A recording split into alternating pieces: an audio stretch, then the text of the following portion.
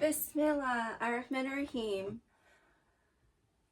Yesterday, on the 20th day of July of 2024, there was a large attack on the city of Hodaydeh, which is in Yemen.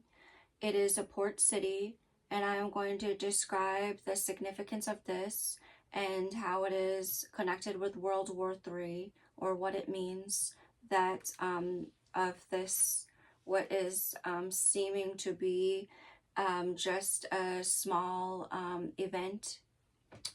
So this is the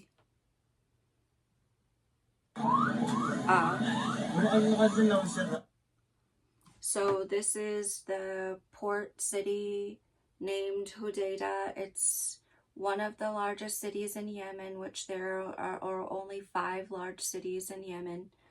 And you can see that the fire, it's being fed. The fire, it's not stopping. That's because there is the pipes must be connected with the drills down under the ground, and they are feeding. So the fire, it's getting fed because if the fire was only in the reservoirs, then it would just burn and then it would stop. But as well as that, you can see that the fire, it's spread along.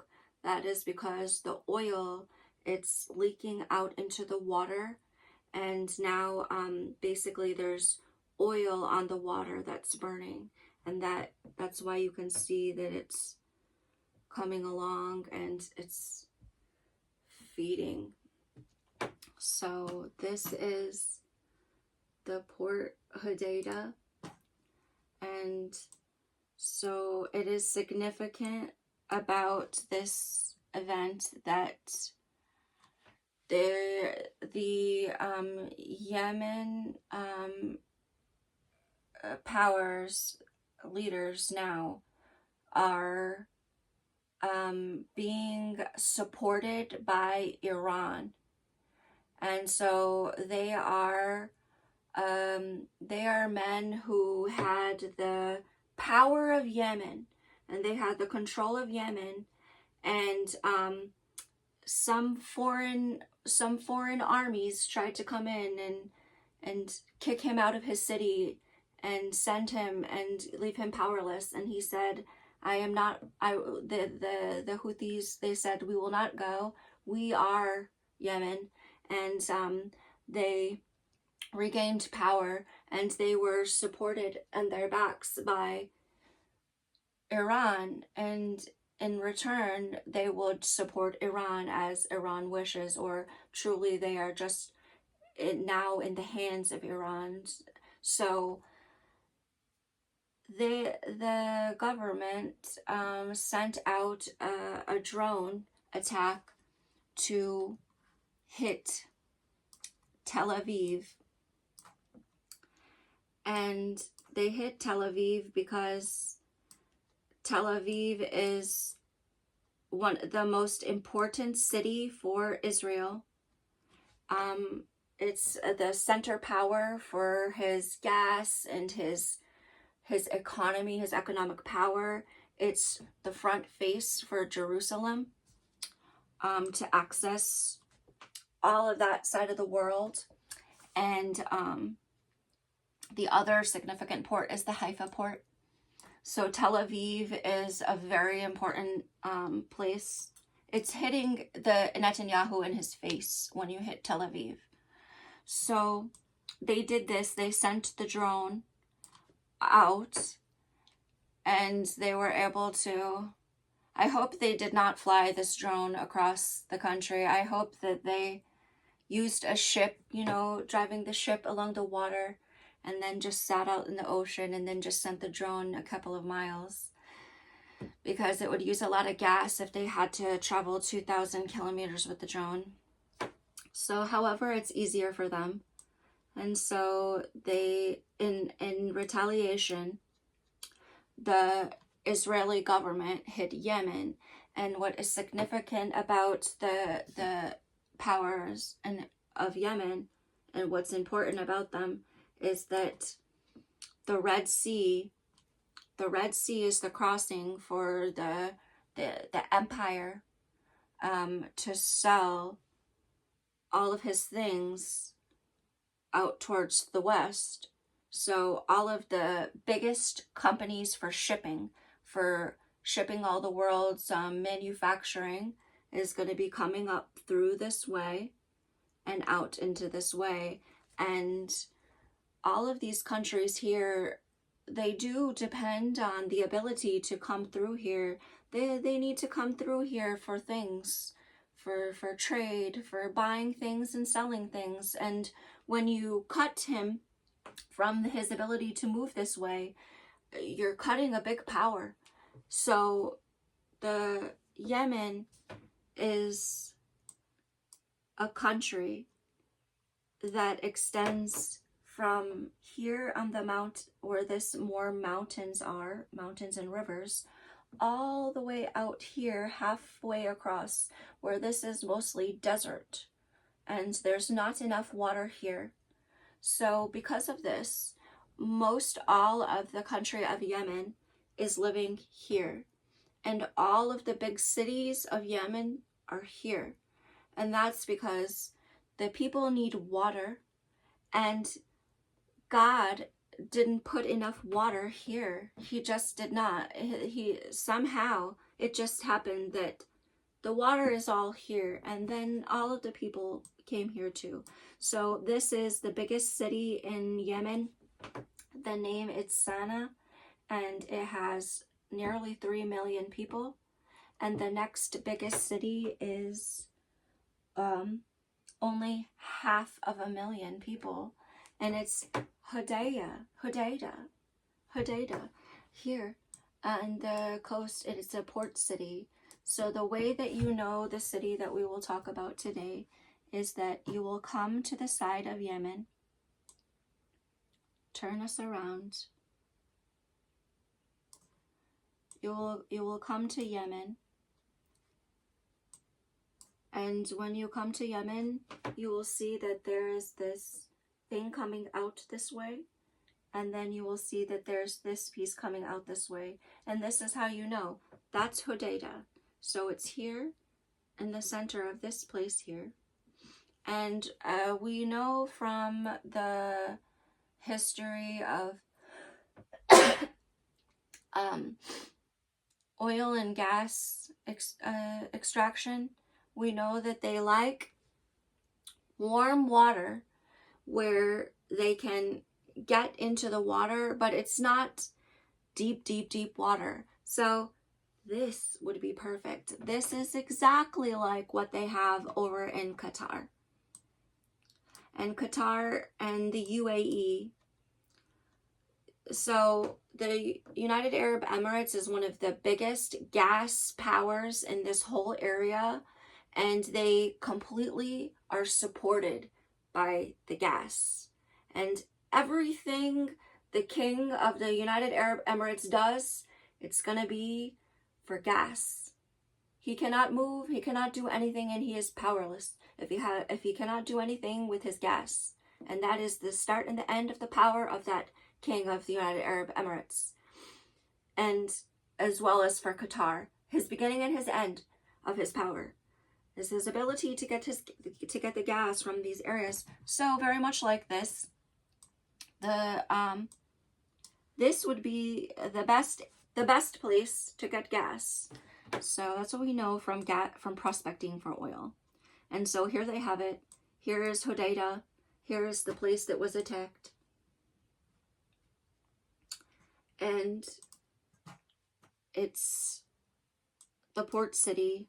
So this would be where they would be getting the gas. Now, understanding that the biggest city and the capital city for Yemen, and all of the people and all of the people where they live in Yemen, it's here. It's right here. It's going to be Sana'a, 3 million, Hodaydeh, 500,000, Aden, 500,000, Ib, 500,000, and I believe it's Taiz 500,000. So there they are. This here is where most all of Yemen is, and this is his biggest gas and oil port.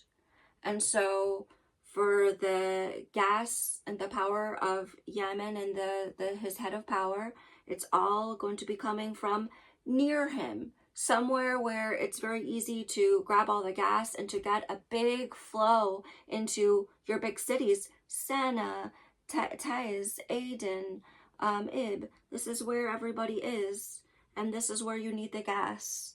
So this would be where they are powering. This is their base of power. So we'll go and look quickly at Hodaydeh and what they said is hit.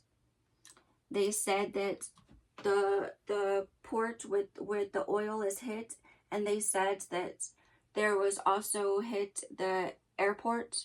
So you will see here at the main site from the hit, it's this one. It's where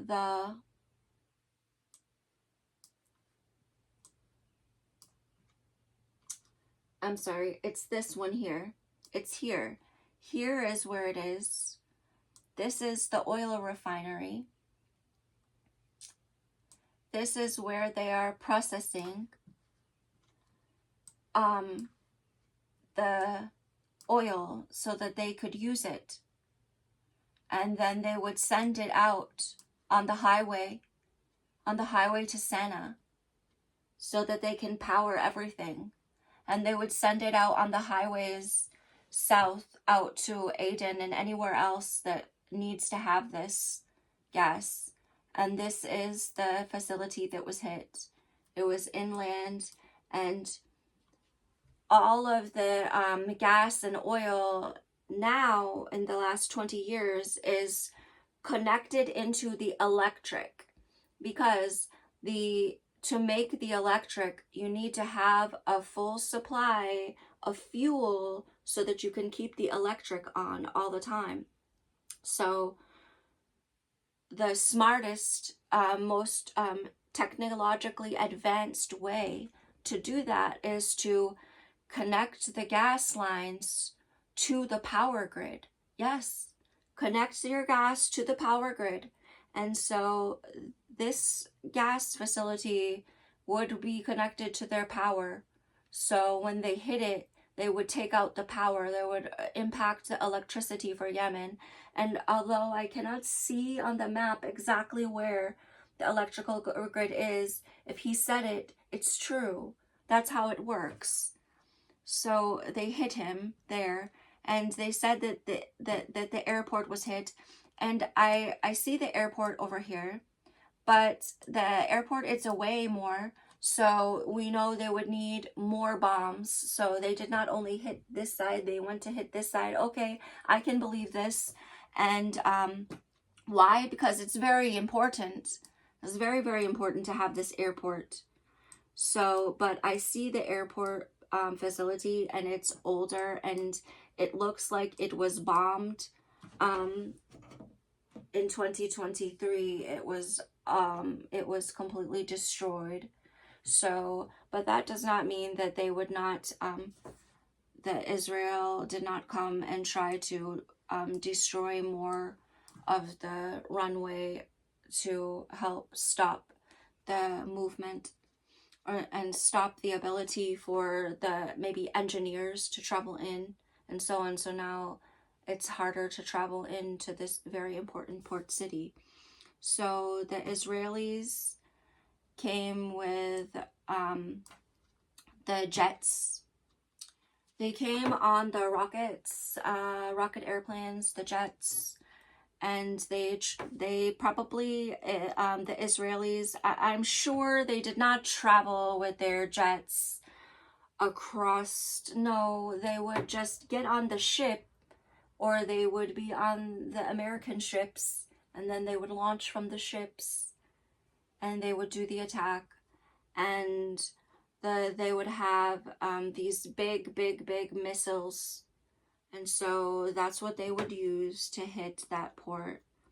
They would have they said 10 fighter jets with 20 bombs, 20 big bombs, and destroyed this area with that many jets. And if they all had the bombs and dropped them, so they would do a lot of damage. They would entirely destroy this area.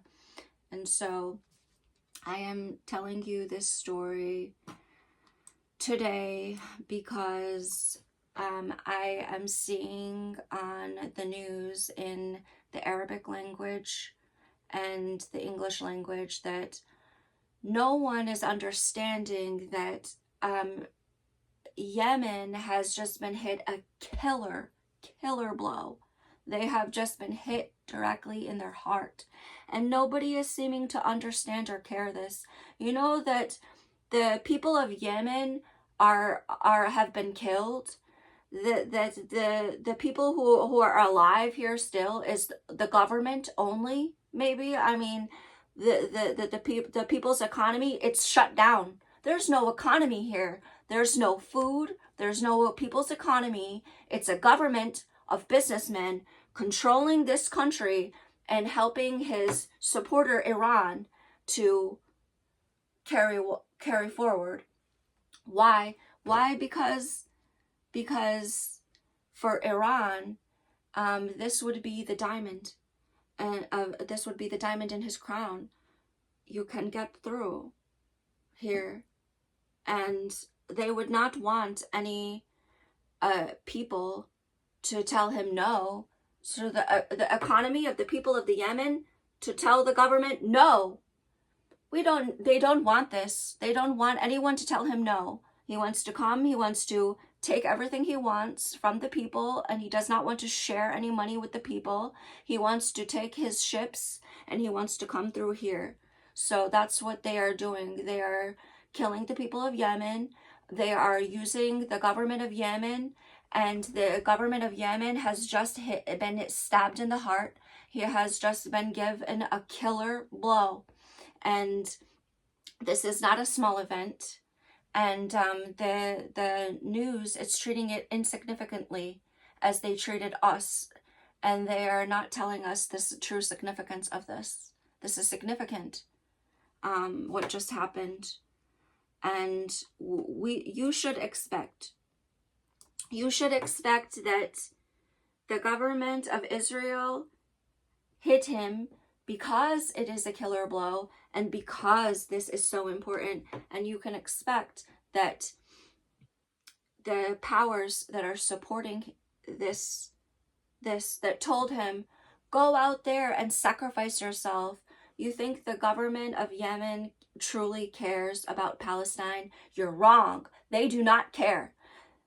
They are doing what is asked.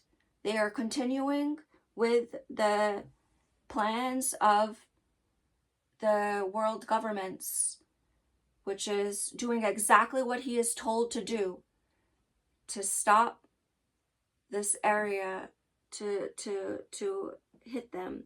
So I find it to be a joke that Yemen hit Tel Aviv. I find that to be a total joke. And that now that Israel has hit him with a killer blow of this area here, a killer blow, I would expect absolutely retaliation. What do you think this is? This is the Hamas October 7th initiating. This is the Israel destroy all of Palestine because he wants to come here, because Israel wants to move this way, and Palestine, it's there, it's in his face, so he wants to destroy it and then to come through here.